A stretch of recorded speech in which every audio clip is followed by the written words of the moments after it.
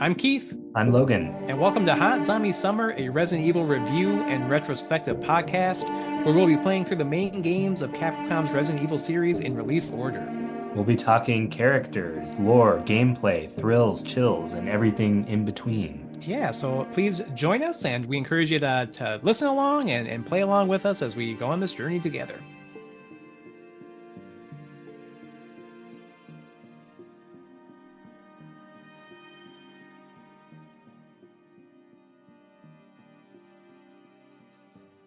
Welcome back. We are on Hot Zombie Summer, and we are discussing Code Veronica X. This is part three of Code Veronica X. And last time we got through a lot of Claire and Rockford, but we need to wrap up a couple things and then make our way to the forbidden continent of Antarctica. It's I've cold. I've never heard Antarctica referred to as the hidden continent. Wait, you did not say the hidden continent. You said the forbidden I said continent. the forbidden continent, but hidden continent works as well. Because Okay. we'll talk about it, but yeah, it was kind of a Yeah. little mysterious. Even Is now, it it's kind of mysterious. is it canonically the forbidden continent? And by that I mean, do people refer to it as that? In uh yes, I'll say yes. Okay. Yeah. I'm sure someone has. Yeah. We left off, we were talking about the military training facility. And we have two more main areas on the island of Rockford to cover. Yes. The private residence and the airport Right. slash Yeah. submarine port slash Right.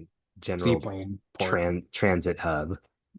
Yeah, it's a little bit of a transit hub, isn't it? They got like the big like containers, the shipping containers Yeah. there, They got the a claw, they got the an claw machines. anti Anne's there. Yeah, they got a Cinnabon. Um, That would be a sad food court. oh man, In yeah, Rockford. Yeah. yeah, We never find a kitchen or anything here. We don't know what they eat. no, Yeah. yeah, probably dirt. Dirt. Yeah. It's just such a grim and dour place, It is a grim and So, dour place. And it seems like um, yeah, I think you have a garden on Rockford. Maybe potatoes, but that's about it. Root vegetables. are you saying that Rockford is Ireland coded?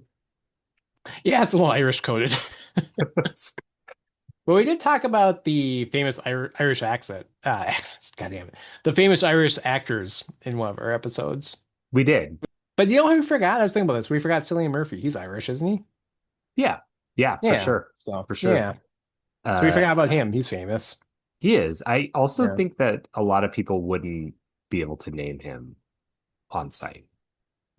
I feel like he's one of those guys, if you show people a picture, they'd be like, a lot of people would be like, oh, I've seen that guy. Yeah, But yeah, I feel like he have a big percentage of people, like the gap between I've seen him and I can say his name would be quite large right. They're like compared to like a Colin Farrell. yeah, they'd be like Oppenheimer.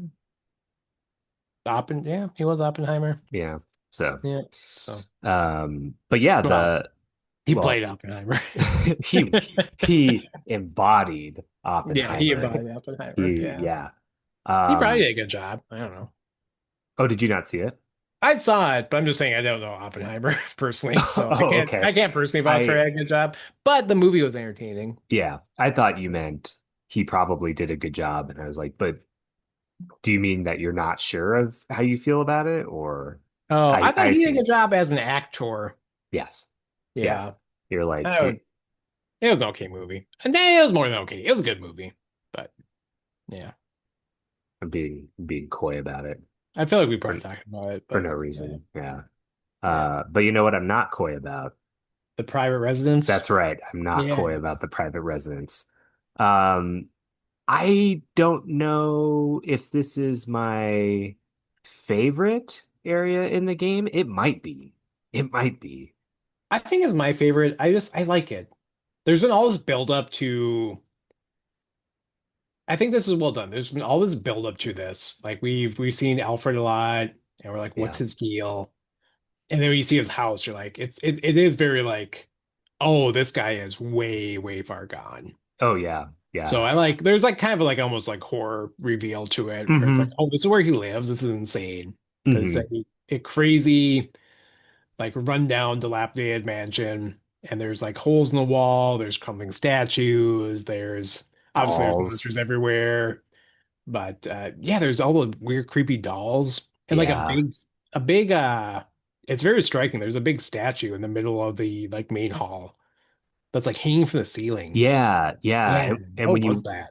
when you walk in, you see feet in the foreground of the camera shot. And to me, I thought at first that, it was somebody who had hung themselves or was hung. And then as you go up the stairs, you see it's a statue, but I still don't understand it. Yeah, it's like it seemed like some weird game he was playing. Like he's like hanging the statue like in ab as like punishment. Like he's condemning someone to death in absentia, hanging the statue. Okay, okay, I see what you're Yeah. saying. Yeah, I was like, interesting headcanon for the statue in the private Yeah. residence Who of does it CVX. represent? Yeah. I don't know. Yeah, I mean, he's got to do something in there. that's true. Yeah, Yeah. yeah. He's probably like playing board games by himself, but pretending there's other people Oh, there doing that's that kind of sad. thing. That makes Doing me sad. he's very only child's coded. Oh, Did you do yeah. that as a kid, or you had friends and family to play games with you? Well, I had a sibling, yeah. Yeah. And we played games as a family as well. So I didn't pretend. No. Um, I played a lot of games with myself growing oh, up. I'm Yeah. sorry. Yeah, But it's okay. yeah. Yeah. Were they one player games? No, like multiple people I'd be like playing against, be playing both sides, so to speak. Okay. How did you decide who would win? Well, not like strategy games. We'd play like like Parcheesi or something. Okay. Yeah. Okay. Or like Yeah. Monopoly. Yeah. Yeah. Not like Clue. Clue would be hard to play by yourself. You're like, how do I do this? Yeah. Yeah. Um, yeah, the So I anyway, think that was what Alfred was doing. he's Yeah, playing board games by himself. he's playing sorry. And they like gets up and changes clothes. Then does Alexia's turn, then gets up and changes clothes, does his own turn. That's It so takes a much long work. time. Yeah. Yeah.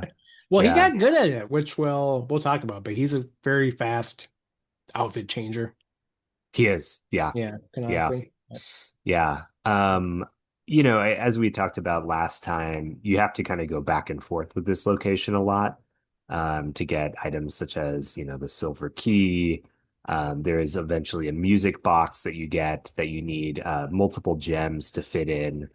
And so that's kind of the main puzzle, right? You enter on the upstairs floor, a room, two adjoining rooms, really. It's Alfred's Mhm. bedroom and Alexia's bedroom. You have to put two gems into a music box, which opens an upstairs area, which is the carousel room, I believe, if I'm remembering correctly. Yeah, so you get in because it's dilapidated. A lot of places are cordoned off, Yeah, prevent you getting there from either a collapsed stairwell or some sort of debris. There's bats everywhere, yeah, so your lighter when you first come in comes in handy to keep them away from you. And then yeah, you find they're kind of like childhood bedrooms, and they're connected with a door in between, like a hotel room with the door. They yeah. lock like a what's that called? And not conjoined hotel room. Uh, Adjoining. adjoining hotel room. Okay. Yeah. Um, Conjoined make it yeah, sound like there's conjoined twins. right. Yeah, Different, yeah. different. Yeah. But the adjoining room door is like a Gothic statue. Yeah, so that's weird. Yeah, it's like Yeah. not, it's like a secret door. Yeah. Yeah, it's not like, yeah.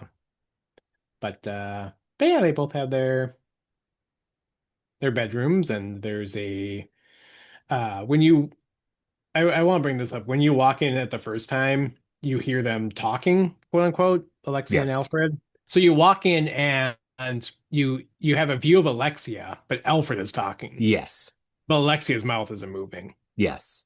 So canonically, Alfred is a ventriloquist who can throw his voice. Ah, Doesn't I say see. well. That's where Yeah. this is leading. That's where Yes. it's going. Yeah. Okay. Interesting little tidbit. I was like, you're really focused on this detail about Yeah.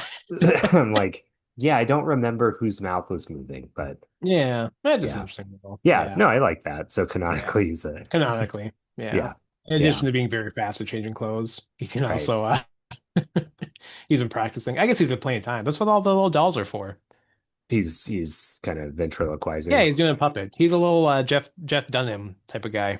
Oh, yeah, I don't Yeah. think his comedy's aged well at all. Jeff Dunham's or Alfred or both. Probably Both? both. Yeah. Both? I think Jeff Dunham is the only one who's still alive. Jeff Dunham's still alive. I feel okay. I haven't watched a ton of Jeff Dunham, so apologies if he's had a turn. From my memory, it is a lot of like very like stereotypical stuff, like racial Yeah, stereotypes, ethnic yeah. stereotypes, Because he did ageism type of the stuff. Yeah. the quote unquote like terrorist puppet, right? Do you do a terrorist puppet? That's awful. That's Didn't not right? good. Are we talking about the same person? I mean, I'm sure you're talking about the same person. I just don't remember the terrorist puppet. Uh And when you say a terrorist puppet, I'm assuming you mean like a Middle Eastern, like oh, jihadist puppet, oh yeah. Yeah. not like an IRA puppet. Not a Timothy McVeigh puppet. No, yeah, he Ahmed the dead terrorist. Oh yeah, if you start Googling Jeff Dunham terrorist, it comes up. Yeah. Yeah. Oh, that's bad. Yeah. Ahmed the Dead Terrorist is his name, and Yeah, his it's catchphrase is "Silence, I kill you." yeah, woof. That That's seems like an oversimplification of the complicated political history of the Middle East, if you ask me. yeah. Yeah, I would agree. I would agree with that. You should get Well, more nuanced puppet. That's why I say you should I get puppet mean, to I feel like our puppets known address for the. nuance. That's true. If you Like want, yeah, that makes it sound like I'm defending him slash it, which I'm not. But I'm like, who's a nuanced puppet? there really aren't a lot of them, I guess. It's very broad comedy, the puppet. Yeah. Maybe Yeah. Oscar the Grouch is nuanced. I feel like over 30, 40 years, like he's probably got some nuance. Yeah, I haven't kept up with it, I'll be honest. You're not on the latest season of I'm not Sesame the Street. latest. I do remember there was a meme a few years ago where there was like Sesame Street. This is like this is a very mid 2010 things to do, but they like had a puppet that was homeless. They're like, oh, it's like a puppet that's experienced homelessness. Everyone's like, well, Oscar the Grouch just lived in a trash can. So it's like the 1970s. Yeah, So yeah, yeah, it's not that new. Like no with Oscar the Grouch, but this one they're like, oh, it's so sad. So I don't know. But yeah. How did we get here? That's the question. well, he's a ventriloquist, Alfred. Oh, And right. there's all sorts of Puppets. creepy dolls all over the place, but Jeff Dunham, Jeff Dunham. uh, So puppet yeah, nuance. Yeah. Okay. up in nuance. But So we're at the kind of infamous cutscene now, aren't we? yeah, so Steve and Claire, Steve's back. He just kind of shows up. He's over his Boo. dad. He yeah, he got over it fairly quickly. And then you confront Alexia in the bedroom, and then she shoots Steve with a rifle, but Right. she's also not a very good shot. So Steve's fine. And then Claire briefly stops to check on Steve while Alexia flees. And then she goes into the other bedroom, both Alexia and Claire. And Claire's like, oh, where did she go? And then it cuts to like Mhm. Alfred's like has had time to change into his Alfred clothes and like climbing up the bed and he jumps on her. Like what a bizarre Yeah, it's thing to like 30 do. seconds. So he's gotten very good at switching back and Right. forth. Yeah. And not only is he changing clothes, but he changed out of a dress into full military Yeah, these regalia. are like fancy clothes. He's not like changing, yeah, from like changing his sweatpants. It's like a full-on like evening gown into full military regalia Yeah. in 30 seconds. So that's gotta be some kind of record. Yeah. Yeah. Yeah. And so post tackling Claire, Alfred gets up and sees his reflection in the mirror. Oh, that's Uh, right. right. And he seems Yeah. shocked that he's Alfred. And I believe slightly before that, we find a blonde wig, right? And so as we, how do I want to say this? Yeah, it kind of like shocks him to see like Yes, he like realizes that like, oh, Alexia's not here anymore. But that's weird too, because like, well, the mirror's just there. Like it's not like right. I feel like okay, I'm gonna punch up this game from 25 years ago. I feel like if all the mirrors were covered, like with a sheet or something, it would make more sense. That would And make like more Claire sense. like bumps into it and like the sheet falls down. And then Right. that's when they see themselves and that like shocks them. Yes, That right. would I feel like that would work because otherwise like well obviously there's mirrors everywhere. So he's probably looking at them to do his makeup and hair and shit. So Yeah. So, yeah, the yeah. I guess it doesn't reveal, matter. But it's just right. it's another thing where it's like, it's a little cheesy. Yeah. I mean, so But the reveal is Alexia and Alfred are the same person. Specifically, Alfred is dressing up as Alexia.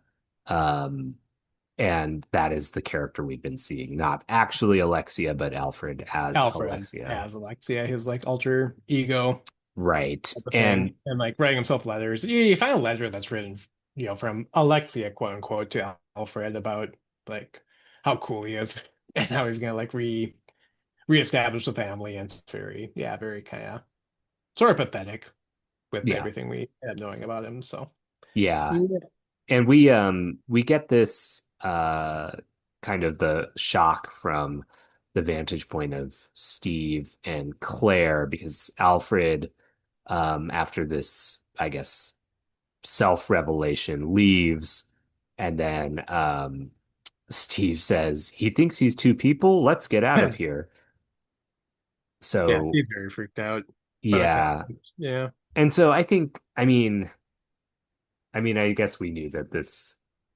conversation was coming, but really hasn't aged well. I feel like the character of Alfred is just kind of presented as crazy, and the manner in which he's dressing as his sister is presented as just a symptom of his psychotic nature.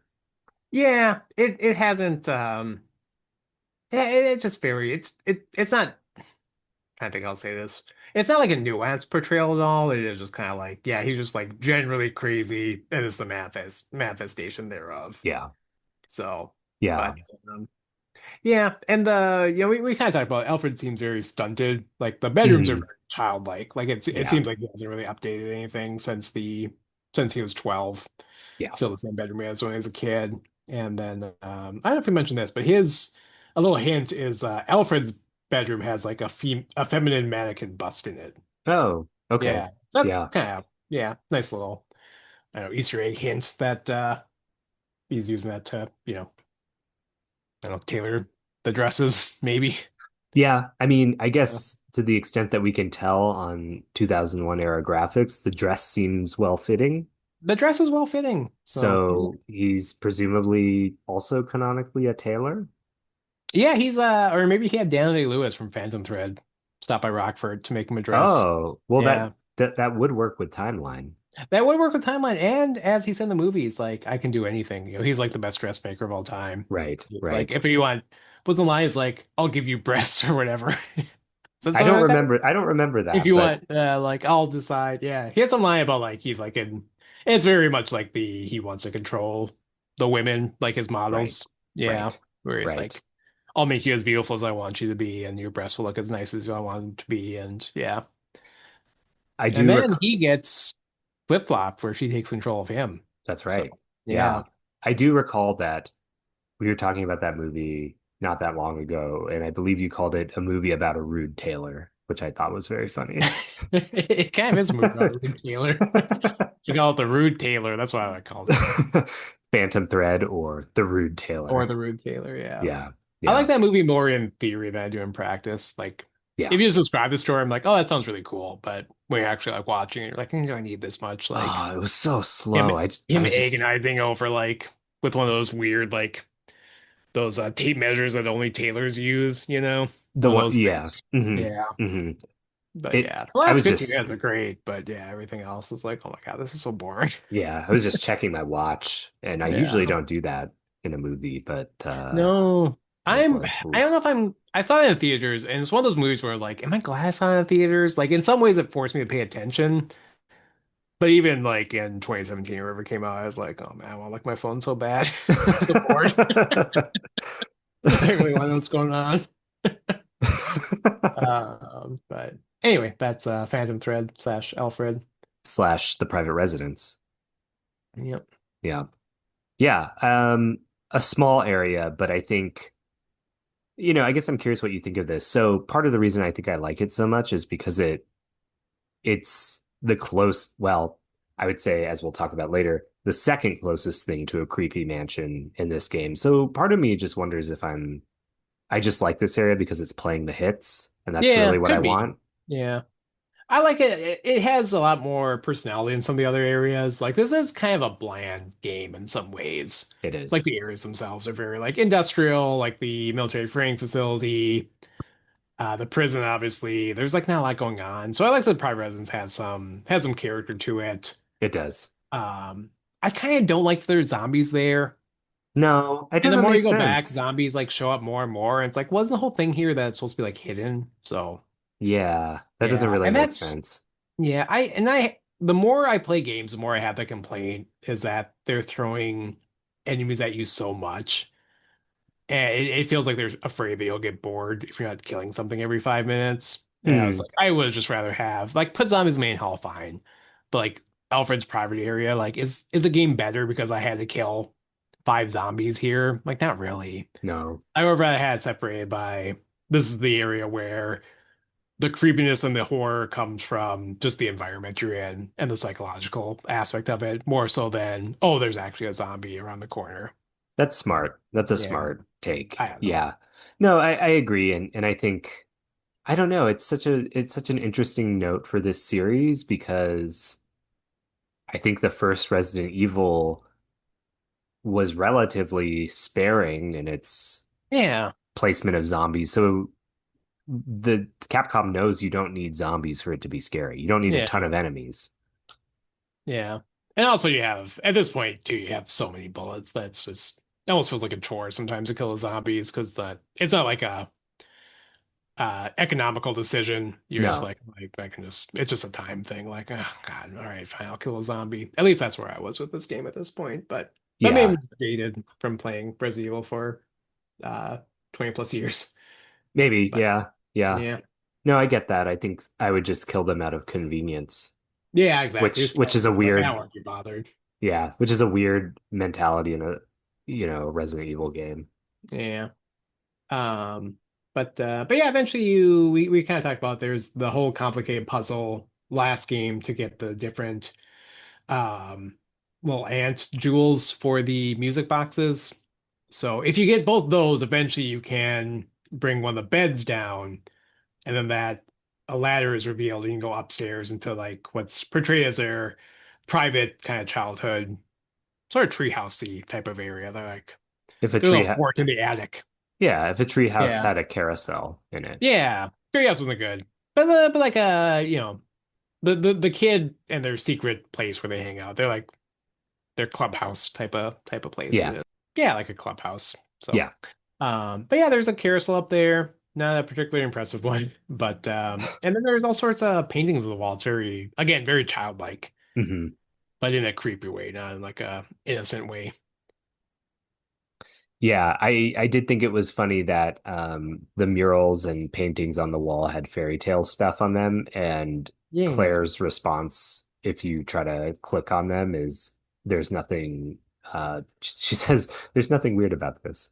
yeah, which I guess she's been through a lot. Yeah. Yeah. This is also the area where you find the newspaper clip about, and it just says, a 10-year-old girl genius graduated on top of her class from a prestigious university. That's the The worst international headline ever. corporation, Umbrella Chemical Inc., offered her the position of head researcher. And like, I get the inverted triangle for journalism. You start with the most important stuff, but there's like so little information on this. Like, we don't know her name. We don't know where she graduated from. Right. Yeah, it's very, Why they offered that position to a 10-year-old, yeah. So, what their views on child labor are, though we can discern those. You know who I bet wrote that? The journalist Ben from Resident Evil oh, 2. you think Ben wrote this? Oh, Oh, I yeah, bet. maybe. Yeah, he's on the case. Right. Yeah. Yeah, he's Yeah. on the umbrella beat. Yeah. His Old Ben his ponytail drips sleaze all over that with his story. ponytail. Yeah, he's expensing flights to Rockford Island. So I think that's it for the private residence, right? Yeah, pretty much. I mean, yeah, you find the dragonfly key, and you'll use that later on as you progress. Because the whole thing we've been trying to do this whole time is get the proofs. There's the Navy proof, the Army proof, and then the Air Force proof, because you need those to escape from the airport. So you Yes, can basically find the last one in this area right. eventually. Yeah, Right. Yeah. yeah, And while you can go to the airport before that, it doesn't really make sense to because you won't be able to access that area. yeah. You'll hit a wall eventually. So, Yeah, but yeah, that's private residence. So yeah, I like it. It's one of the more memorable parts of the game, I think. it is. It's Yeah. creepy and has a different It has a energy different than, feel. yeah, Yeah. it really Different does. energy. Yeah. Yeah. Um, the airport as an area is fine. I think it's very functional. Yeah. It's an airport slash, as you mentioned, submarine port. Yeah, kind of like a general cargo delivery area. Yeah, So very industrial. yeah. I do think it's funny that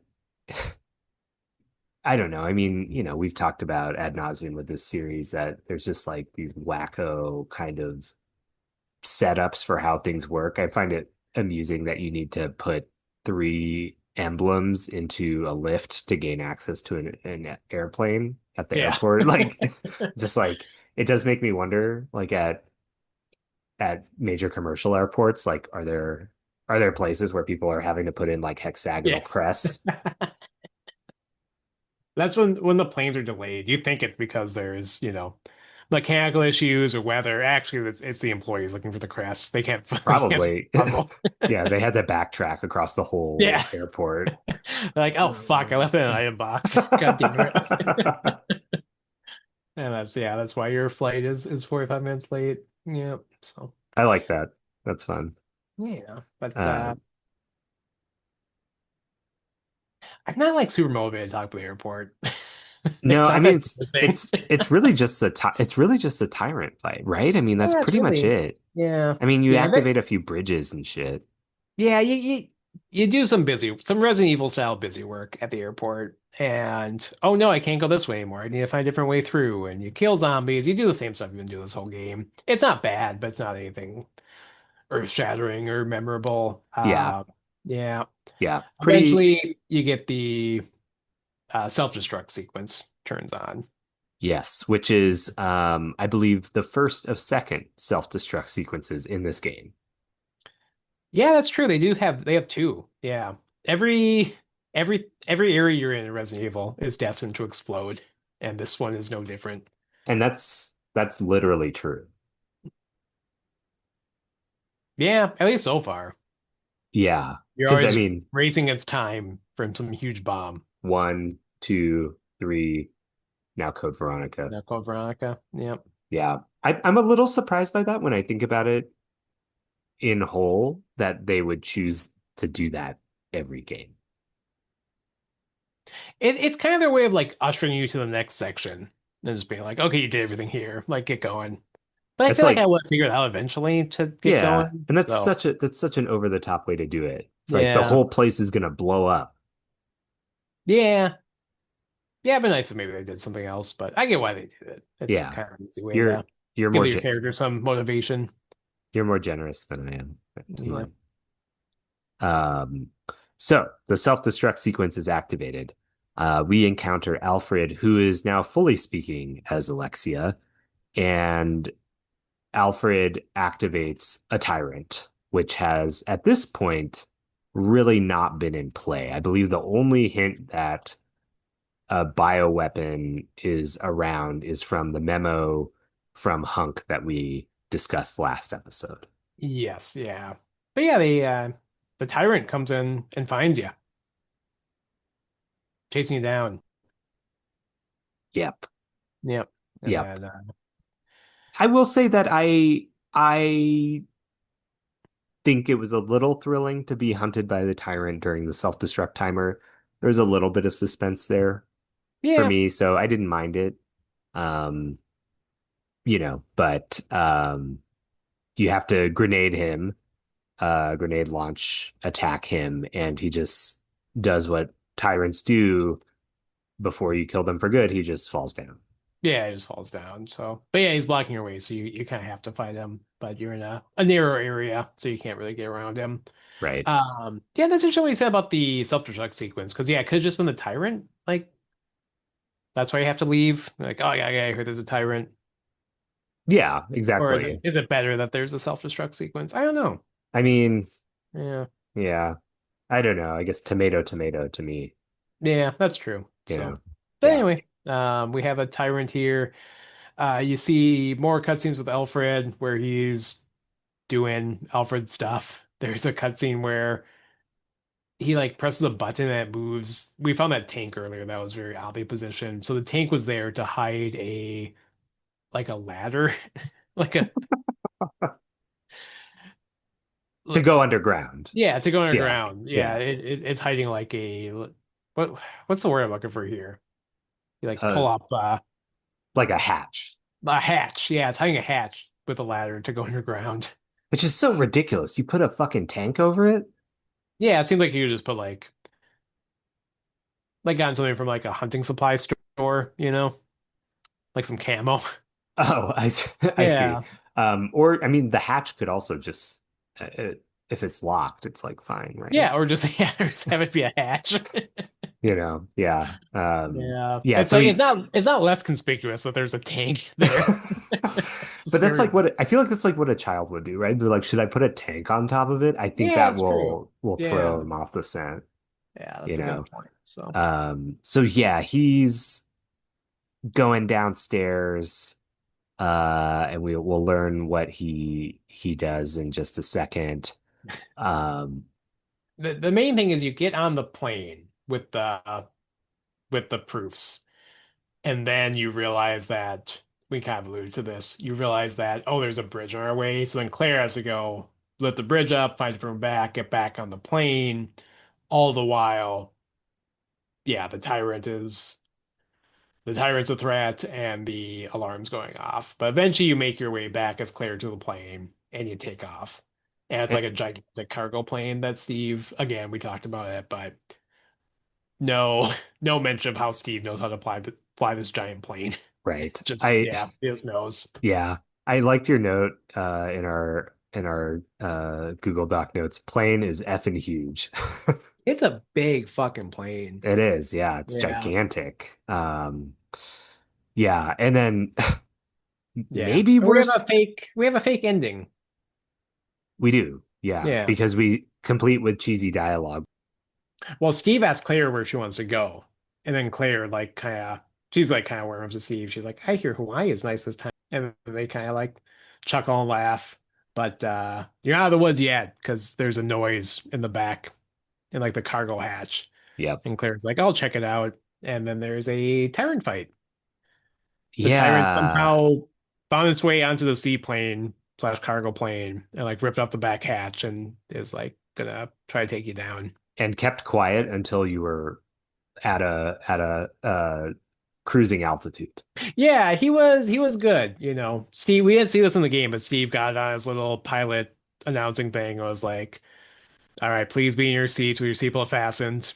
And Tyrant's like, Tray "Okay." tables up in locked Tray tables position. up. Yeah, he turned off his phone. He put his phone Right, in airplane mode and waited right, calmly right. until you were at a cruising altitude. And he's like, "All right, time to get to work." Steve said, "There's no smoking on this flight," and so the tyrant put out his Tyrant got a cigarette. cigarette.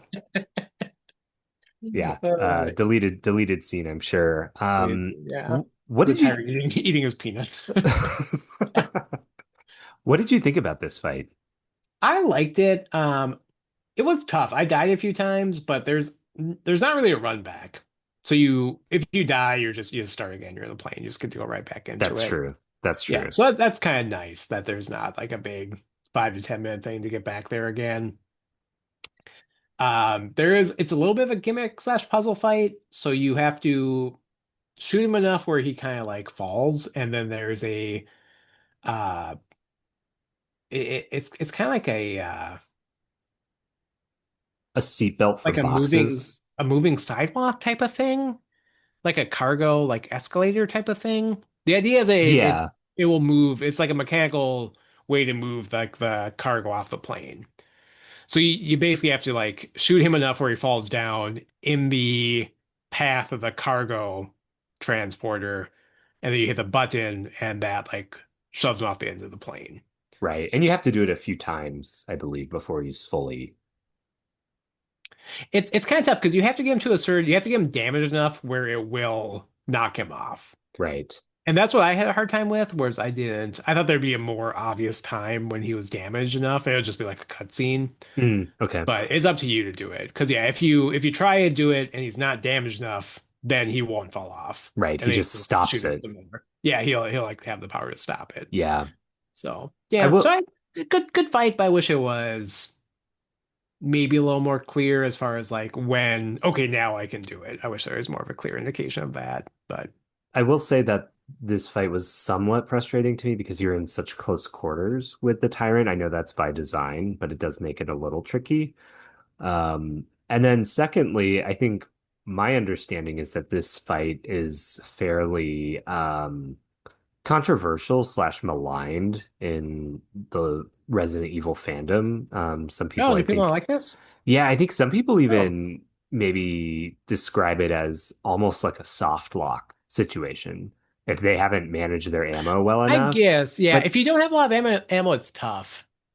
But but again, I had plenty of ammo. yeah, and I'm like, Yeah. not to be rude. I mean we've played this series a lot, but I'm like if you've spent most of your ammo at this point in the game, you're You're not gonna not. make it. No, you And wouldn't make it anyway. yeah. So Yeah, I that think it is. It's a game where you're gonna benefit from having multiple saves. So I think this is maybe an area where if you didn't have good save management, which and you can argue like, is that poor game design? I mean, maybe like, but it's not. I don't think it's egregious. I don't think it's egregious either. I don't think it's nearly as egregious as, oh, if you forgot to grab the empty fire extinguisher, you're completely fucked. You play your game over. Like that's way more egregious than Right, like, right, oh, I got into a plane in Antarctica because I thought I was in the game, but it's not. It only had, 20 handgun bullets right, type of right. thing. So, Yeah, because you yeah. can say about any boss fight in Resident Evil, if you don't have ammo, you're fucked. Like that's true for any boss fight. That's true. Although I do think in the remakes, some of the like I'm thinking Resident Evil 2 when you're fighting Birkin in G form, I think there's ammo like Yeah, around. I guess the other ones you can argue that like, oh, you can go look around for ammo even, whereas this one you're kind of trapped in the plane. So Yeah. But I I I kind of get it, but like, I don't know. yeah, I liked it. yeah, I think it's fine. I don't have a huge issue with it. I think it's just interesting that this is an oft discussed point. Yeah, yeah, it is hard. Like it's definitely if you're trying to do like a no damage run, this would be a really tough part because Yeah. I got pretty fucked up in this one, but I had healing items, so I was okay. But yeah, I could see if you didn't have healing items with you, if you didn't have a lot of ammo with you, it would be a yeah, it could be a part where you got stuck. Yeah. But Yeah. I hear yeah. that. But again, I Um don't know if it's egregious compared to other parts of the I game. don't think so. I don't Yeah. think so. I think Code Veronica innocent. Yeah.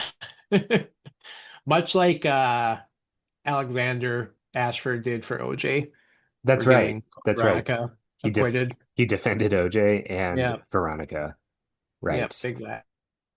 Yeah. We find Code Veronica not guilty of being unfair in its game design for this specific instance. On this count. On other counts. Uh, yeah. But yeah, eventually you kill him and you walk back in, and there's more kind of weird hmm dialogue where Steve's like, "Ah, where have you been?" Like he seems pretty nonplussed, where it's like hmm seems like I've been pretty loud and stressful for him. You're flying this plane, there's all this like crazy shit happening, and like the cargo hatch is open, which I imagine would make it hard to fly a plane, but he seems pretty nonplussed about it. And then Claire says, just a cockroach and it has to be stepped on. I feel like they Action movie dialogue. yeah, and it's like both of the times, but also I don't enjoy it. And I just feel bad for Claire that she's subject to bad dialogue too, because I actually like that character. And so I feel like the writers just made everybody sound the same. Yeah, it's kind of like Claire is like being like she's been around Steve too long, and she's like being dragged down to his level. Yeah, this is like proto Marvel movie, you know. Yeah, a little bit. Yeah, Everybody's the quippy. snappy dialogue. Yeah, Yeah.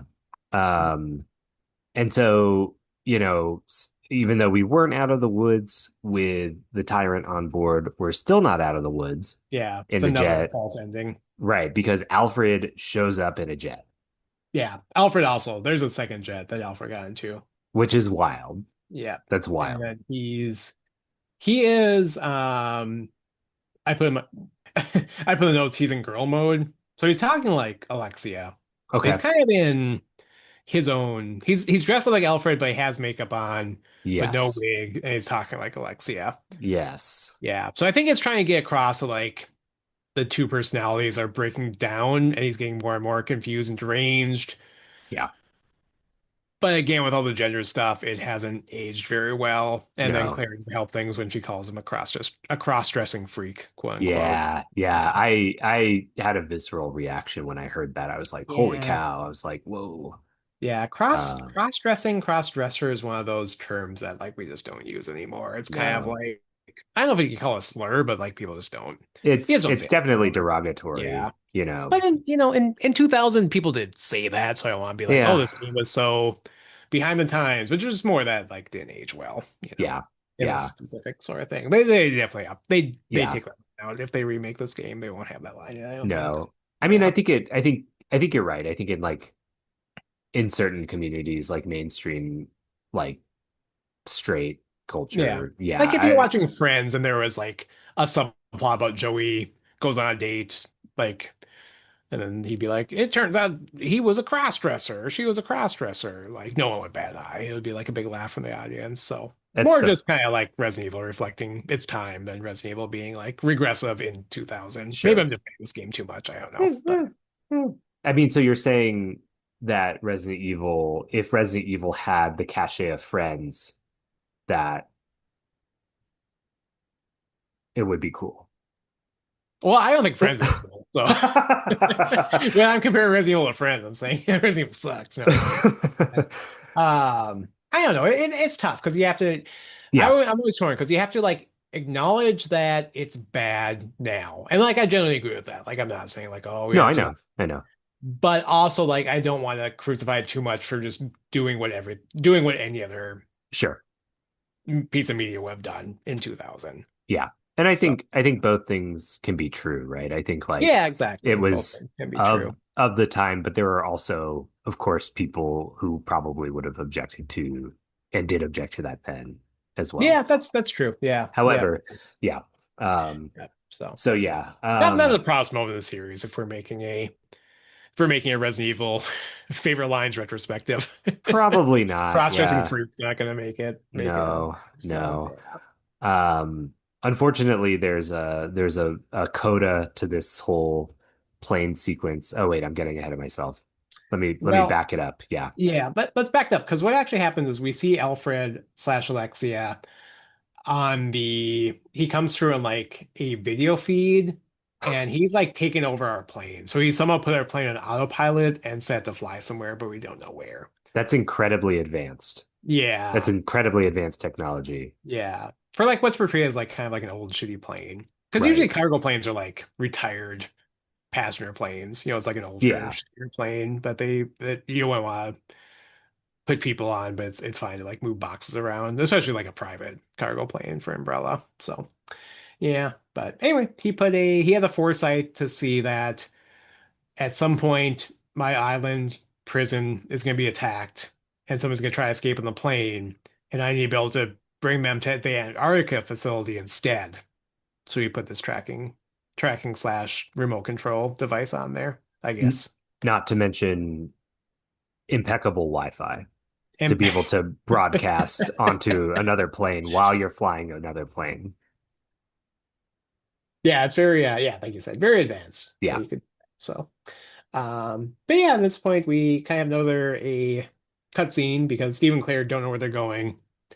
And they're pretty tired, so they're kind of like, let's just take a nap since we got the time. Uh, but oh, right. Wait. Yeah. Okay, so that happens and then the plane crashes. That's Yeah, right. yeah. That's right. Because they're Okay. like asleep. Yeah, they like because Steve doesn't need to fly anymore because the plane's an autopilot. Right, right. They're So like, there's eventually they nothing we kind of can just do. like, yeah, Yeah. there's nothing we can do. Let's just try to get some sleep. So they fall asleep kind of together, sort of like not like romantically, but they're kind of like No. leaning against each other, you know. Yeah.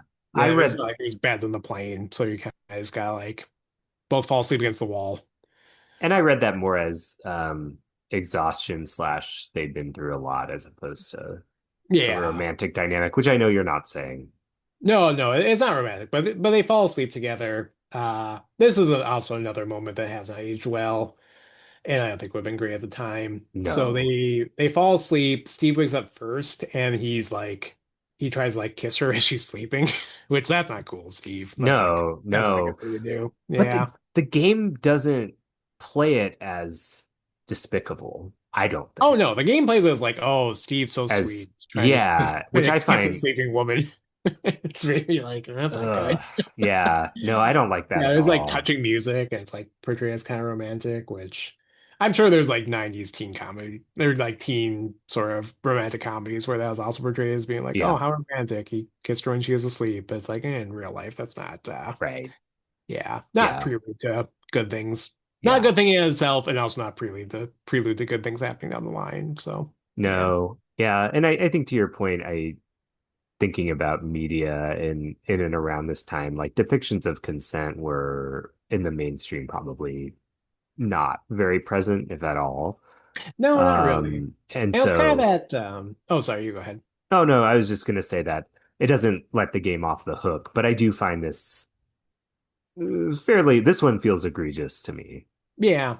It's a little much, especially yeah, like how it's played with the touching music and everything. But yeah, Claire wakes up so they don't kiss ultimately. Right. Yeah. Which So thankfully, yeah. um, Steve, much like Drew Barrymore, has never been kissed, presumably. Maybe he kissed that couple ah, where he's from. I don't know. At the Warped Tour, he was kissing girls. Steve was kissing girls at the Warp Tour. Yeah. Great episode title. But eventually you figure out where you're going. So you crash land in Antarctica. And your plane kind of like careens into this base facility and goes to the wall. Right. So we are in Antarctica, like officially now. Yeah, now we're officially in Antarctica. And do you know what that means? We're on the verboten continent. We're on the forbidden slash forgotten slash foreboding continent. But it's time for our new segment I that's can't only gonna wait. last for one episode. Oh, And it's Antarctica Fun Facts. So I this knew is your this is fault because you had messaged me about like Australia having a research base in Antarctica. You're like, do they have one? I was like, that's a good question. Do they? And I like got into a rabbit hole reading about Antarctica stuff. So anyway, yes. just to level set, And if I may just really quickly, we were going to make this exclusive Patreon content, but out of our good graces, we've decided to unlock it we're for we're our listeners. we're gonna give you we're gonna give you a little bonus here. You're gonna learn about Antarctica. What other Resident Evil podcast will give you this information? So Antarctica is the fifth largest continent, seven. So that's not like super impressive, being five out. It's fine. You would have been more impressed if it was the biggest. Yeah, I think so. Okay. Yeah. Yeah, I don't know. So kind of middle of the road in terms of continent size, but it is the least inhabited continent. So there is up to 5,000 residents of Antarctica in the summer months, and that goes way down the winter, as you could probably imagine. Hmm. Hmm. The largest settlement is the McMurdo Station. That's administered by the United States, and they have up to 1,200 residents in the summer months. Huh. So this Okay. is like a research station, but they have a whole little community out there. So there's a post office, there's a hospital, there's basically everything you need. There's a barber shop, gym, cafeteria, there's a general store, there's various bars. They used to sell alcohol, but now it's BYOB. What's the point of that? So it's just a place to socialize. So they don't sell alcohol in the bar, but Uh, you can buy like a whiskey at the general store and like bring it to the bar and order like a glass of Coke and make a mixed drink for yourself and your friends. Just seems like a like place to hang out. yeah. Yeah, it seems like an extra step to me, but I don't know. continue. Yeah. I'd hang out in the BYOB bar down in Antarctica. I thought you were going to say you'd hang out in the non-denominational church. I'd hang out at a non-denominational church. There's non-denominational church. There's some coffee houses. There's an aquarium, and there's also the Southernmost Music Festival. Oh my gosh. I bet they go So, hard. yeah, so they have a music festival. It's they don't really fly people in, so it's if you're a researcher slash worker down there and you know some songs, you can play at the music Oh, festival. so they're not bringing like Skrillex to Yeah, yeah, Antarctica. yeah. Eve Six isn't flying down to Antarctica to play. Although, oh, and a disc golf course, so that's fun too. So, Yeah. I wonder yeah. if the NSF budget for the station makes any provisions for musical guests. That Oh, would, yeah, that'd be fun. Yeah, yeah, who can you bring down? yeah. They're Yeah, like, we Mr. can. James Taylor. I was like, they could probably afford the gin blossoms. Yeah, kind of. Yeah, like the also ran type of people. Yeah, Yeah, Blues Traveler. So Antarctica is governed by there's no, overall government of Antarctica. Everyone there is a citizen of another country, that's but it's governed wild. by the Antarctic Treaty System. So I actually didn't know this because we find like a mining facility for Umbrella. That's like kind of where we are, Yeah.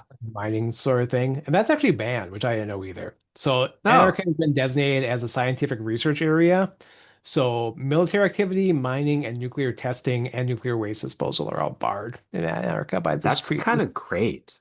It's kind of great. I That's feel like it'll great. probably go away like in our lifetimes, but Yeah. maybe not. I don't know. Yeah. Yeah. Yeah, especially as, the ice melts and everything. And yeah, but Huh. yeah. Interesting. So I guess this is probably not a part of your research, but what if like a murder happens down there? Then like jurisdictionally, what happens? I don't know. Has anyone ever been murdered down there? This I'm is a little sure. But there's no I'm just local thinking go like people there's no people local government. So yeah, people how in their own sort of like you're in like close quarters with people and tensions and whatnot. So I imagine there's probably been that's such a good question. I feel like I heard something about murder in Antarctica.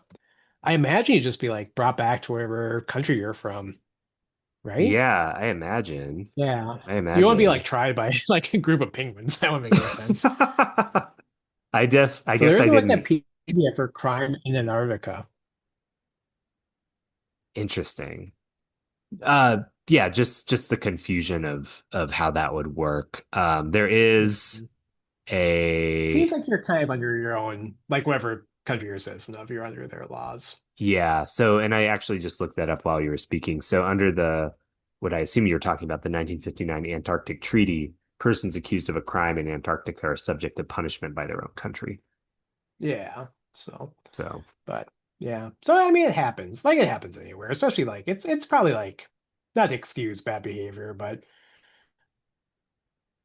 it could be a tough place to be, especially over the winter. It's sure. dark. You're probably pretty like lonely. You're far from home. Probably a good deal of anxiety and everything. Yeah. So You're like, I want to yeah. commit arson now. No, I commit arson. Yeah.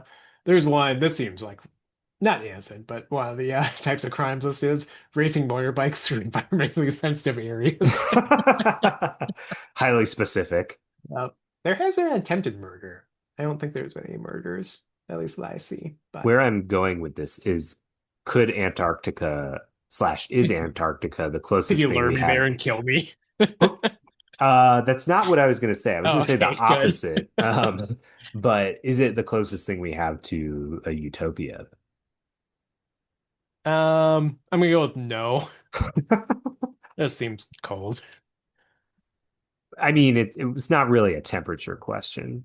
Yeah, and like not very. So I don't know. It okay. Antarctica it seems like one of those places where like if my life completely went to shit, I was like, I just gotta get the fuck out of here. It would cross my mind, be like, maybe we should just get a job in America for like a year and go work in the cafeteria or something. But I you don't know won't if live there forever, right? Probably not. I don't think. no, maybe, I think there's a thing too where like you sign up for like a year at a time and then they rotate you out. yeah, I also don't think you could probably just apply for a job down there. I mean, they get people from somewhere, right? Yeah, but like Antarctic, there's not even an Antarctica.gov. An Indeed page for Antarctica. Yeah, I guess I don't know how they find people, but I don't know. Somebody's got to run the post office. Yeah, that's I true. could do that. That's Yeah. true. So, Yeah. Yeah. but anyway, where they're not committing crimes and driving their motorcycles through environmentally sensitive areas. They're enjoying the temperatures, which can get as high as 50 degrees Fahrenheit in the summer, which Oh, seems warm for Antarctica, it but does, but that degrees sucks though. Celsius. That's the warmest. Yeah, I could deal with that. I could not deal with the coldest temperature. So the coldest temperature recorded was negative 120 degrees Fahrenheit, which is 89 degrees Celsius. Oh my gosh. Yeah, that's Yeah. awful.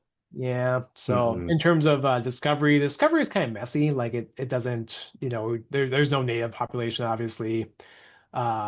But it has been something, this is very like European centric. That's just where the information is. But it's been very speculated about since antiquity. And it appears on maps as far back as the 16th century. So it's Hmm. far 1500s, which is kind of Hmm. interesting that people kind of, I don't know how they figured it out. They Yeah, just how did. would Or like, were they studying the tides or something? I don't know. It's kind yeah, of yeah. think about that. Hmm. James Cook, the famous uh, ship guy, was a firm believer in its existence and explorer. I don't know what to call him. I don't know. Cook. He probably did horrible things, but mostly he sailed around the ship and did, looked around. He tried to reach it, but he could not because of ice coverage. So the first recording sighting was in 1820, and that was independently by both an English naval ship and a Russian naval ship. So I thought that was interesting, but they both just happened to be in 1820.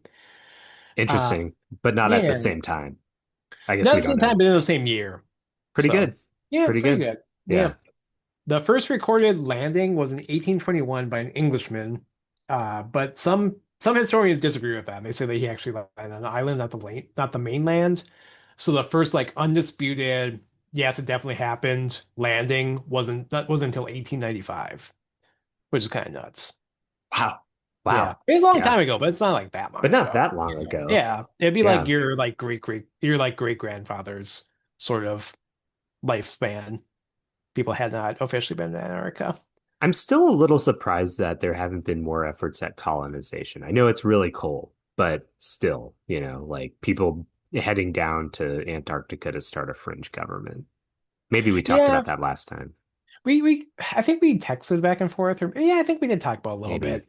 But it is kind of it's interesting because that's something people point to with like when people talk about space exploration, like, oh, we need to colonize the moon or colonize Mars. It's like, well, we should start by like Antarctica, you know, because that's like it's gonna be a similar sort of endeavor in terms of like a place where there's not gonna be any real way to be like fully self-sufficient, but it's gonna Right. be easier than colonizing the moon. It's So fairly like that should be like step inhospitable, one. Yeah, that should be like step one is like a permanent colony in Antarctica, and that could be like a blueprint for like a lunar colony or a Martian colony. But especially in terms of just space and room and yeah, population. It's yeah, and obviously not great, but yeah, and like psychology wise, because that's something that people don't. I mean, people. I don't want to say people don't talk about because obviously they do, but like the idea of like, oh, I'm gonna live my entire life on this like lunar or Martian colony. It's like that would be a big psychological, oh yeah, people yeah, would thing. be really fucked up by that. Yeah, so I feel like having like a test run, and they've done this in, I think they've done in Hawaii. There's like a Hmm. volcano where they had people live to simulate like what it would be like living in like In hell. well, yeah, but yeah, in like some sort of like space colony type of thing. Hmm. And do people like, is it possible, or does everyone just go insane? Oh, that's interesting. I should Yeah, check that so out. Huh. yeah, so I don't know. My last fun fact, I thought this was interesting. So we talked about how the official discovery is messy, but obviously people had probably got there at some point before that, and they did find a skull in the 1980s that was dated back to the 1810s. Wow. Huh. Yeah. I So wonder the who that presumption was. it was a member of like a shipwrecked whaling party. There's also a woman's skull, so that's kind of interesting. But yeah, they're Interesting. assuming of Hmm. some sort of, like a whaling ship, a fishing vessel that went off course or got shipwrecked and they just washed up there and then eventually perished. So That's yeah, like way off course. it's very off course, I but guess it depends on where they're going. yeah, yeah, Were I they know. were they going to Rockford? Yeah, maybe they're going to Rockford. Maybe that was Maybe. Rodrigo's grandparents. Maybe. Yeah. Yeah, yeah. Yeah. So, but Yeah. yeah. No, So thank you. anyway, Thank you for that's my that. Antarctic fun facts for this episode. The The f- first and last edition of Resident Evil I don't Antarctica. know. I think I can coax you to maybe like do it again Yeah. at And some maybe we'll point. come back. Maybe in, whatever, if we ever get a remake of Code Veronica, we can revisit and see what see what developments there have I been was, since then. yeah, yeah. Now an update on Antarctica. No, I was just thinking like maybe for Yeah. Resident Evil 6, because that Yeah. game's not long enough. We wouldn't have enough to talk about. Yeah, we don't have three separate campaigns to talk about. So we need to check in. Four, Check in America. four. Oh yeah, there are four, huh? Yeah. I can tell you're looking forward to it. I never even finished that game. I did, but I don't love it. Yeah. Yeah, but we'll Yeah. talk about it. We'll get to it. Yeah. So, But we are in Antarctica in the game. yeah, we're still Um, clear. we're still Claire. And we land in this creepy abandoned mining station. So literally the plane just like crashes Crashes through the into the wall. base. Yeah. Yeah. Claire jumps out of the plane, uh, and lands on Steve, and he grasps his arms around her like a creep. So, Yeah, it's again kind of that like play as a romantic comedy type of thing, or a yeah, romantic, yeah, romance type of thing where they're incidental contact, yeah. but So sexually that's still not sexually great. charged. Yeah. Yeah, but for Steve, like not really for Claire. Yeah, for Claire, yeah. Claire is still very like she's not betraying any indication that she'd be romantically interested in Steve, but Steve's very enamored with Claire. Yeah. Yeah. Yeah. And so this is like a creepy abandoned mining station that we've crashed into. It's also pretty drab and gray, maybe because we're in Antarctica. And there are zombies here. So I have a question for you here. How did the outbreak happen here? We're at an entirely separate base. So I guess I'm wondering like what happened or like why that's the case here. Yeah, why do they both happen at the same time? Unless Wesker's group attacked both? But why? But yeah, why? Why Because would they start? he wouldn't know that, spoiler for what's about to come later in this game, that Yeah. he wouldn't know that Alexia is actually Yeah, he here. found that out at Rockford. Right. So I don't understand that. yeah, maybe there's an obvious answer, but yeah, I don't really understand that either, why there's another outbreak here. Yeah. Yeah. I mean, gameplay wise, I understand because if there were no enemies, that would be boring. But Yeah. Yeah. So yeah, and it seems like it's not like recent. Like there's like it seems like it's been like a few weeks that there's been some sort of outbreak here. yeah, yeah, So the yeah. zombies aren't fresh. Yeah. I guess that might be just like the general sort of breaking down of Umbrella. Like things are spiraling out of control. They had the Raccoon City incident, and then there's like things just keep going wrong for them because they're Yeah, focusing on other things and yeah, trying to keep it together. But yeah, I guess that would be my headcanon for it, was that was just incidental, but a symptom of Umbrella losing losing control of yeah. their whole not having their shit together It anywhere. makes it makes more sense for me if I imagine umbrellas being run by people like equivalent to like people in the Trump administration. It's just like these are the most like fucking stupid Yeah. people you Or could find. Alfred. Yeah. It's just like, of course there would be an outbreak. It's like the question is, how is there not like 20,000 outbreaks every day? Yeah, true. So maybe, yeah, maybe it was just one of those things where it was bound to happen sooner or later, and it happened. Yeah. Yeah. Yeah. So really at this point, I mean, it's an interesting kind of gameplay moment because we're trying to explore this area, but the goal is still the same as it was, which is escape. Yeah. So you Yeah, we're just need trying to to, see. yeah, do that in a separate area now. Yep, yeah, yeah. But you do some exploring. Overall, I like the Antarctica area. It's a little more, it has a little bit of this is the last uh spot in a Resident Evil game, last era of Resident Evil game, where it feels a little drab. It's very industrial. It's Hmm. not a lot of personality. But yeah, I don't know. I felt like I had a forward thrust the whole time. I wasn't, at least for me, I didn't find myself like being lost. Like it seems pretty clear where you're supposed to go in different places and what you're like the way forward always felt not obvious, but like I was never I didn't feel frustrated in this area the same way that I kind of did towards the end of RE3 or the Yeah. lab one. I think I wasn't frustrated, but I was a little bored at this Yeah, that's point. fair. Yeah, just because I think at this point, I mean, we're probably what, 11 hours, 10, 11 hours into the game. Yeah, Rockford's long. So this Yeah. area is not as long, but yeah, you've been playing for a while. Yeah. Yeah, you get some story stuff early on. So you find a bunk room for the workers. The zombies come alive after you grab an item. They have great timing. I always like that game. Wait for you to get all the way in and get the item before they come alive. Uh-huh. It's still dark. You don't have the power on yet. And then you do find a kind of like a little office area. And that's where you first encounter the dad, Alexander Ashford, who's been Yeah. monstrified. Right. Into Yeah. a monster called Nosferatu, which I think is probably one of the high points of the game. Just like the concept of Nosferatu. It is very unique. Yeah. Yeah, I like Yeah. it. Yeah. Yeah, Um, you find it like a letter early, or not a letter, but another memo where there's like a worker there that talks about, there's all these um like rumors of the workers in the plant that there's some sort of like the plant's either haunted or like there's something, and then he eventually is like, oh yeah, I heard it. I heard something screaming in the basement, and he's very right. freaked out by it. Right. Yeah. And we also find another memo from the butler in which we learn that Alexia died 15 years ago during an experiment. And it does give us a little bit of context for Alfred. The butler describes that Alfred lost his sanity from the sorrow of losing all his family members at once.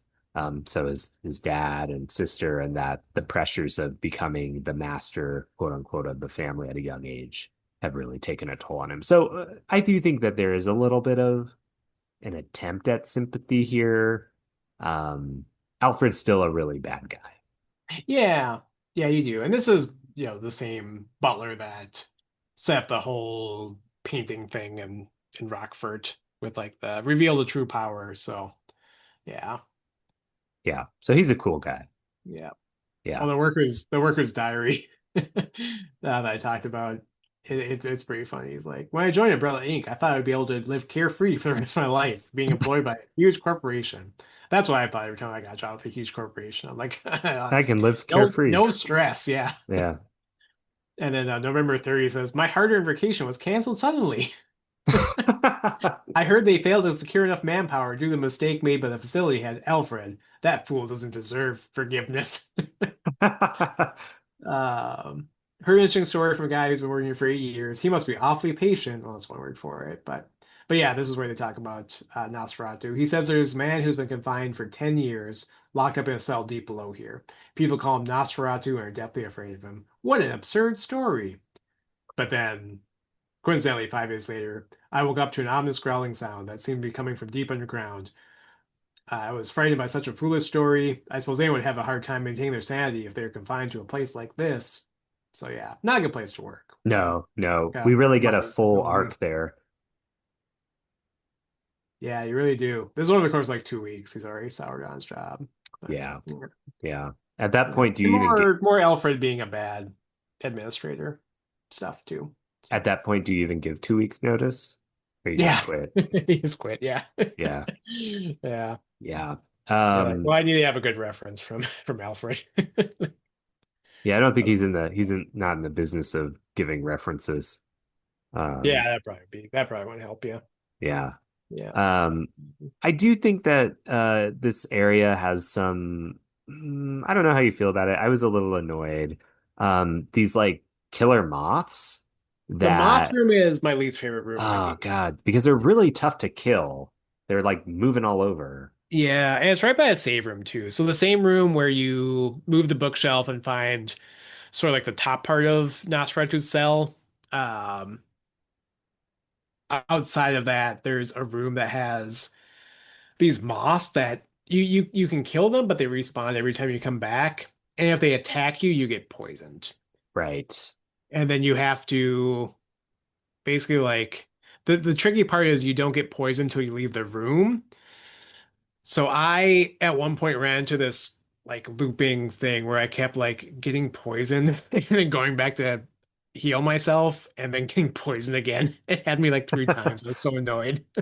Yeah, yeah. So yeah, the moth room fucking sucks. It's so annoying. Yeah. I Very didn't think. oh sorry, Go go ahead. ahead. No, no, no. I was gonna say Claire had a funny line where she finds before the moths come out, she finds a dead guy and he's like mummified in the moth webbing, and she says, "Oh, could a monster have done this?" It's like, well, yeah, Yeah, like what who could have else? done this? Yeah. Yeah. Do you think that this section, this kind of people webbed into the wall, like is this somewhat in dialogue with John Carpenter's The Thing? Yeah, I could see A that. little Yeah. like Yeah. Antarctica Antarctica. It is like a monsters. famous like horror type of setting. It Like is. even going back to like H.P. Lovecraft and Mountains of Madness and stuff like That's that. true. Like, Yeah. yeah. So Yeah. yeah. Yeah. So yeah, I could see that being kind of a long tradition of Antarctica being a scary place. Yeah. That did make me want to make I want to make a meme with the moth as Tim Robinson in the hot dog suit. And he's like, "We're all looking for the guy who did this." But the guy webbed in the wall. I think that'd be fun. I I'm do not think gonna. that'd be fun. I don't know if the Resident Evil subreddit allows for memes, but I don't think it should matter. I think you should post it anyway, I think I should post it anyway. you know. Yeah. Um, I do think that, right, so like at this point in your exploration of this mining facility, your goal is to get the power back on just as a kind of general starter. And Yes. I do think that um, the puzzles that you complete after doing so are unintentionally hilarious. I find them very funny. Yeah. It is like the puzzles we talked about in Rockford, where there's puzzles involving like putting barcodes on boxes and scanning them to the right place, and it's very like back and forth. But there's also puzzles like there's one point where you find a key that's just like taped to the bottom of a pot. Okay, some things they put like a lot of effort into. They're like, okay, this is Right. like a 12-step puzzle to get this. And then other times Alfred's like, I'm gonna put this key under the fake rock. No one will find it. Right. So, Yeah. I It's don't know. wildly inconsistent. I think the barcode scanning cracked me up because like I just couldn't believe that. I was like, okay, so I have to apply the correct sticker to this box so this machine scans it and then it goes this other way. And like that's ridiculous. That's like Yeah. Yeah, after some logistics warehouse work. Yep. right. It did make me think like culturally, like I feel like around this time, like early 2000s, like barcode as capitalism critique was like very popular. Oh, Right? Like I mean that's been a thing for a while, but I also feel yeah. like with like NAFTA and globalization, like you're like, oh, it's like you put a barcode on it and you put a barcode, I don't know. Yeah. Kind of like the barcode is like a symbol of modernity, but also like the globalization, sort of international economy type of thing. You Yeah. mean? Yeah. Yeah. I Yeah, I seem to could see remember that. that. Now, I don't think that's what the game is doing, but I don't think so either. But yeah, this was a time, and this is like weird too, but I feel like there was a time when people would get like barcode tattoos and stuff in like a Fight Clubby type of way. Is that a what the thing? fuck? Really? Well, and it's fucked up because that was obviously like in the Holocaust famously, they would like tattoo barcodes Right. on Right. people. But I feel like, and maybe I'm just making this up, but I feel like I like have at least seen like a dude bro meathead thing where it's like you have a barcode tattoo as meant to symbolize like, oh, I'm just a cog in the machine type of thing. But I acknowledge. Interesting. But I mean, if you That Google barcode tattoos, a lot of stuff comes up, so people get them. that's I don't know wild. why. That's wild, Yeah, especially given the weird. historical context. The Like historical, absolutely yeah, fucking not. seems pretty. Anyway, there's barcodes in this game too, but not tattooed on you. You put 'em where barcodes belong on boxes. Right. Yeah. Yeah, Yeah. You don't think Steve was gonna get a barcode tattoo? Steve would have a tribal tattoo. Oh, He'd have like a yeah. Goldberg, like barbed wire slash tribal tattoo. Yeah, on his bicep, his Yeah. skinny little bicep, his skinny little arms. Uh, Are you body shaming Steve? I'm bias shaming Steve. Yeah. Yeah. That the Hunter Well, Gex song where they talk about like your arms are so skinny like little cigarettes. They're talking about Steve. that's awesome. I love Yeah, that. it's a very Yeah. specific reference. So, uh, Where are yeah, we? for Uh, me, I am at the part where we got the power back on. We did the warehouse sorting puzzle yes. to get something. I don't remember what we're doing now. We're trying to get keys and get the fuck out of here. There's a cutscene with Steve. He found an Australian base. That's what led to Yeah, my yeah. Antarctica research. And I didn't answer the question that prompted all that, but there are Australian bases in Antarctica. There's three of them. Okay. So canonically, this umbrella mining facility is in Eastern Antarctica. Damn, that's great. That So, is yeah. some S tier sleuthing. Yeah, yeah, which makes sense because it's like close to Australia, or like the closest part of Antarctica that's to Australia. So Right. Because I yeah. think that really does help contextualize for me because in that moment, right, Steve says he found an Australian base, and I'm like, how the fuck is Australia 7 miles away from Antarctica? Oh, you thought that he found a base like in Australia? So I Yeah. was like, and I was like, is You're this like, it just doesn't snow in wrong? Australia, I Right. think. Or is Yeah. Steve just that stupid? He's like, Australia 7 miles that way." He's like, we can just swim there. Right, you know. Yeah. Um, but yeah, I It is do. it's a pretty long way to walk in Yeah, Antarctica. yeah. Yeah. So I love this note that you have. Cutscene with Steve. He found an Australian base that is 7 miles away. That seems crazy far away when you are in effing Antarctica. it is, yeah. It is, There, yeah. we were watching a like survival video, about like how to survive in the woods, like a winter or not a winter, but like outdoor survival Yeah, type of yeah. thing. And I guess there's a thing called the 100 step test. It's supposed to Okay. illustrate like how easy it is to get lost. And it is just literally like, from your campsite, like have somebody there to call you back, but take 100 steps like out into the woods and then try to find your way back. And it's like shockingly hard. Like people Oh, get yeah. lost. Oh, Yeah, they're just geez. like humans are programmed to walk in a straight line. So I feel like you would not make it the seven No, miles to the no. Australian base if you're just like, I'm just gonna walk in a straight line right there. You'd end up walking in circles. So Especially since they do not have especially any because you're winter. Steve. Yeah, especially if you're Steve. Yeah, we had no coats on the jet. There wasn't anything. No, no, they're just Apparently not. running around in t-shirts in Yeah, Antarctica. in Antarctica. It's And it's wild. snowing. It's like a blizzard the whole time we're there. Yeah, yeah, But not good. yeah. So Um, their plan is to try to like just bust through the wall just to get out of the base. which is Uh, it's like a terrible plan. it's a bad We gotta idea. bust through the wall. Yeah, so they find a giant drill machine, and then this is I actually thought this was kind of funny. Steve is like operating the drill machine, and then Claire kind of like she's like, oh, I'm gonna take a little break while Steve busts through the wall. And she like leans over like the railing, and then Steve gets distracted staring at her ass and crashes the drill into like a poison gas pipe. Like, just can you imagine Capcom being like, "Hey, how do we like set up this area?" And they're like, "Okay, Yeah. so Steve like is distracted by Claire's ass, and he releases I, poison gas." I hate to say it. I can see like a 17-year-old boy being like, you know, Yeah, for sure. yeah, I don't know. It's just It like just, a but it is ridiculous. very ridiculous. Oh, Oh man, I was so pissed at him because then the whole next segment you have to get a gas mask and you have to like do all this shit to turn off the yeah. gas. Well, yeah, and then at one point he goes like, "Oh, this is all my fault," and Claire like comforts him, and it's like, "Well, it is all your fault. It is, yeah, absolutely. Like, pay attention. You can jerk off when you get home, Steve. Get out of here first. Just Yeah. yeah." Unfortunately, he would never jerk off again. That we know of. We don't know what he's doing when he's gone. Are you suggesting Yeah. that he was jerking off when he's in like intermittent Yeah, scenes in anytime Veronica? Steve leaves in Code Veronica, he's like he's just come to a closet and rumbling out. Anyway, Yeah. so you get your poison mask. There's lots of back and forth. Eventually, you get one of Resident Evil's favorite items, a valve handle. Yeah. Yeah, they love valve Yeah. handles, and Oh, this they. one is even more useless because it's in the wrong shape. So you have to. I I don't like this type of puzzle in general. There's a type of puzzle where like you need to see the puzzle before you can do the puzzle. You know what I mean?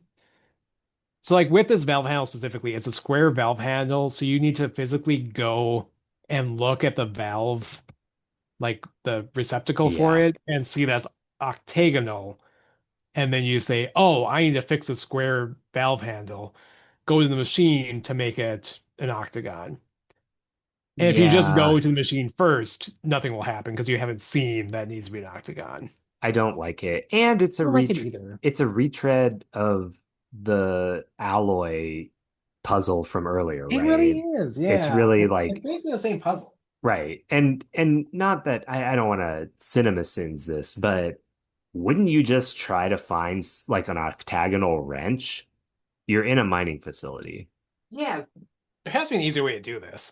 It's Right. not the only valve handle. Right. As opposed to like forging an octagonal attachment. Yeah. Like, is that what they did here? They just have one valve handle and they just switch it back and forth between being square and being an octagon anytime they need to move it. And somebody's like, can we get a second valve handle Oh that's my the proper God. shape? But then And like, I put in the request 6 months ago and Alfred still hasn't approved it. So, every time you do it, then it like becomes smaller too because you're chipping it away and you're like, now it's too small. You're like, yeah. now it's like, you know, Yeah. mm-mm. This is not a good, not well-run facility No, on here. no. Yeah. But I guess at least the common thread across all these games is that like this is a very umbrella thing to have like two valves. You know, you got a hexagonal valve or a Yeah. crank. You know, you got That's your what I'm looking cranks, for. you got your Yeah. valves, you know. Lots of busy work for these umbrella employees. Yeah. They all gotta keep yeah, keep No looking busy. wonder no wonder that dude was like already over it, you know. Yeah, he's like, this job sucks. Yeah, he's like, I don't think so. I spent all my days recalibrating valve handles for different Yeah. shapes. Yeah, it's just like, oh God, what a terrible company. Yeah, but yeah, eventually we use that valve to get the filtration system back on, and then we can basically like finally escape Antarctica. Yeah. So yeah, we get out. Luckily for us, we see a helipad and oh, we find the snowcat. Okay, that's what we do first. First we find like a snowcat, like What is in a The snowcat? Shining. Sorry. Do you remember The Shining, the thing that the guy drives up to the Overlook Hotel when the road snowed in. It's like a big, like with tank treads, like a Okay. big, like not a snowmobile, but like picture like a bulldozer, but it has like tank treads on it instead of wheels. Okay. Yeah. Yeah. So yeah, you find like this giant like snowcat thing that can go through the snow. So Alfred confronts us for the final time, tries to shoot us. He ends up falling in the pit, and then you have to go and grab the rifle. So you have to do that to advance because you'll use the rifle later on. Right. And then eventually you escape and you're in your t-shirt still, even though you're Hmm. outside. And there's a helipad. And Steve's like, oh, coincidentally, I know how to fly a helicopter too. So you go up there to try to check it out. And then you have the final boss fight of Claire's section. It's the Nosferatu fight. So the Yeah. Nosferatu thing escaped. The book says no one's fed it, and that's why I escaped. It got hungry and eventually got desperate enough that it broke its chains, which kind of makes sense. I Okay. appreciate the books because they give like some headcanon reasons for why this happened when it happened. So I like that little detail. But Yeah. And yeah, Nosferatu, I will what do you think say, about this? yeah, I think I will say before I talk about the fight a little bit, it's an interesting character design, right? Because it's this like gray, gaunt, bald man who was Blind. Alexander Ashford. Yeah, blind is has a blindfold on.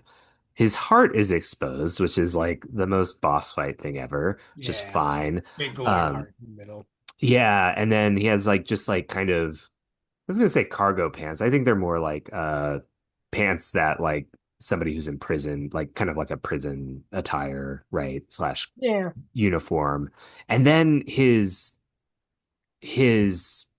back like pops out these like insect arms that are Like almost like pincers. yeah, like spider Yeah. leg pincers, which is I think at least an interesting design. I'll give it that. I think it's a and he has a big ass axe, right? Yes. Yeah. Yeah. Yeah. And poison. They're like, let's make them poisons too. So Right. He just like emits poison gas. yeah. Yeah, generally admits it as he's Yeah. going through. Do you think And he you does that? Do you think he does that when he's nervous? gets all Yeah, I guess so. Yeah. That's maybe it. He hasn't seen anybody in a long time, so he's thinking about, oh, what do I say? Uh, but yeah, you're up in the helipad. I like this boss fight. It's very atmospheric. You get to use the first person view on the rifle, Yep. but it's a blizzard, so you can't see him until he gets close. So it's the kind Yeah. of thing where you have to like the tense the tension is you can't let him get too close, but you have to wait till he's close enough so you can shoot him. Right. Yeah. How did you approach this? Were you able to kill him with just the rifle, or did you have to use other weapons, or? I did not approach this well. I did not succeed in killing him with the rifle because you have limited ammo. So, right, you have like 6 shots with it. Yes. Um, and I didn't realize that you could zoom on it, so that was really bad for It me. took me till my third try before I realized you could zoom in. I was like, that's weird they can't zoom in. But I can't remember what button you press, but yeah, it took me a Yeah. few tries to figure it out. So Yeah. yeah. So I exhausted the rifle and then I think used the rest of my shotgun shells, Okay. which was unsuccessful and ungratifying. Yeah. I died twice. Once just got hit too much. And then once if you're staying close to the edge, he can hit you, knock you off, and insta kill you. Which I kind of laugh when that happened because it happened to me like right away, like the fight started, and then instantly I just got knocked off and died. It's like, that's kind of funny.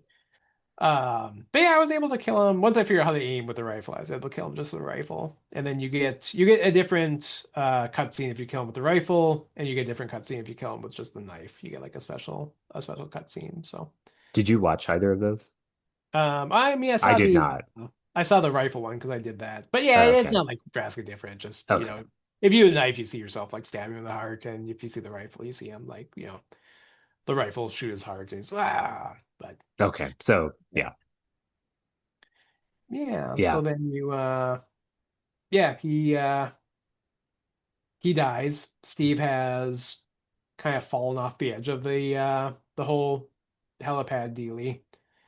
And then you're trying to escape again, so you think this is another false ending. You think you're gonna Seriously. be able to get out, and then Alfred has woken up Veronica. So he goes and he wakes up Alexia, who's now Veronica.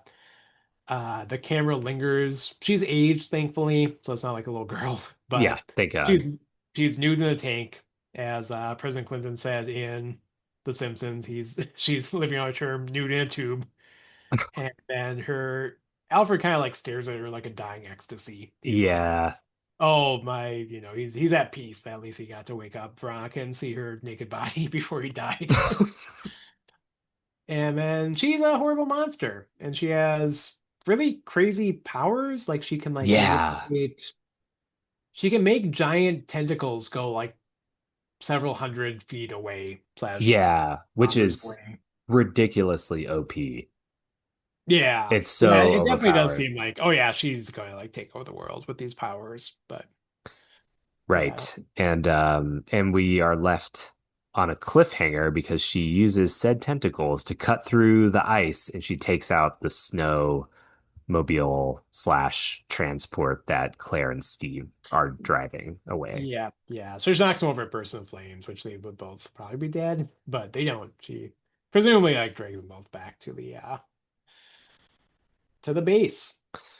And so just when you think that you're getting out, you get pulled back in for You the get third pulled. time. Yeah, you get pulled back in, and then after this, that's not quite the end of Claire's story, but we're going to transition to Chris. The next part, we'll have the Chris section. So And the first time I was playing this game, I thought it was totally wild that at this point we were doing a character shift. I was like, holy cow, yeah, how because we're long is really this far game? in. Yeah, yeah, you're probably like the first time you're playing it. You're probably good like 12 hours in at this point. Yeah. And so Yeah, given the previous games where the protagonist shift can take place halfway or the campaigns are of similar yeah, amounts, excepting Carlos from RE3, I think I was like, do we have another 12 hours in this yeah, game? exactly. Because It's like, Chris ends up being shorter, but at the time you don't know that. So yeah, you're like, fuck, do I have to do all this again as Chris? Or not right, like all the same stuff, but similar. right. Like, And uh, funnily enough, we will do a lot of the same stuff as we'll Chris. do a lot of the same shit as Chris. We Yeah, sure will. which we'll tackle next episode. I think we can wrap things up next Oh episode. yeah.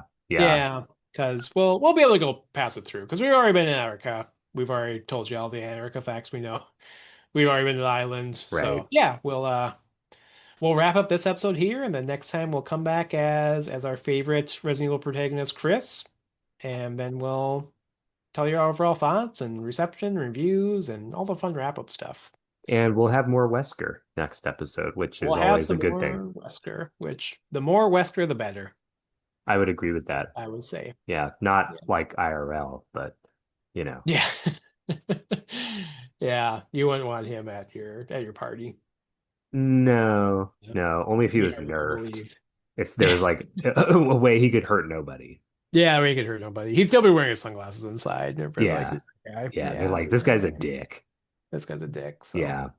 but Cool. Great. Yeah. yeah, Well, we will wrap up our discussion of Code Veronica X next episode. Until then, this has it's been been hot Hot zombie Zombie Summer. summer.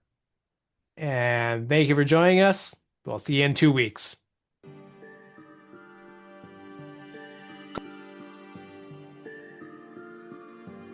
All right, that was another episode of Hot Zombie Summer, and we'll be back in a few weeks. And in the meantime, check us out on Apple, Spotify, or wherever else you get your podcasts.